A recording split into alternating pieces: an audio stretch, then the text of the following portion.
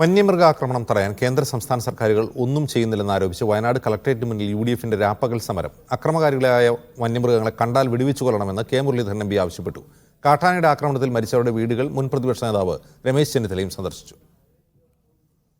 വന്യമൃഗശല്യം പെരുകിയിട്ടും അത് തടയാൻ സംസ്ഥാനത്തിന്റെയോ കേന്ദ്രത്തിന്റെയോ ഭാഗത്തു നിന്ന് യാതൊരു നടപടിയും ഉണ്ടാകുന്നില്ല എന്നാരോപിച്ചാണ് UDF രാപ്പകൽ സമരം നടത്തുന്നത്. ജില്ലയുടെ വിവിധ ഭാഗങ്ങളിൽ നിന്നായി പ്രകടനവുമായി നിരവധി പേർ സമരത്തിനെത്തി. ഇന്നാണ് വനമന്ത്രി ചുരം കയറിയതെന്നും ഒറ്റയ്ക്ക് പോകാൻ പറ്റാത്തതുകൊണ്ടാണ് 2 മന്ത്രിമാരെ കൂട്ടി വന്നതെന്നും സമരം ഉദ്ഘാടനം ചെയ്ത കെ മുരളീധരൻ പറഞ്ഞു. ഇനി ഇതൊക്കെ പോട്ടെ, നമ്മുടെ വനമന്ത്രിക്ക് ഇങ്ങോട്ട് ഒന്ന് വന്നുകൂടെ? ആൾക്കാർക്ക് ദേഷ്യമൊക്കെ ഉണ്ടാവും, അതൊക്കെ ശരിയാ. പക്ഷെ എന്ന് വിചാരിച്ച് വരാതിരിക്കാൻ പാടും. അങ്ങനെ അത് ഒരു ഉത്തരവാദിത്തമില്ലായ്മയാണ്.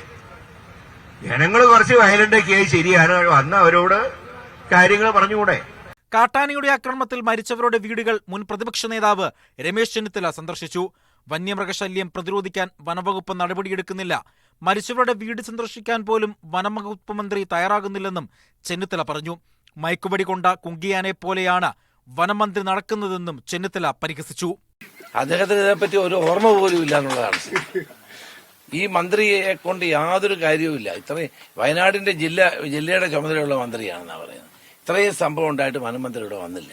UDFന്റെ രാപ്പകൽ സമരം നാളെ രാവിലെ 10 മണി വരെ തുടരും. മീഡിയ 1 വയനാട്.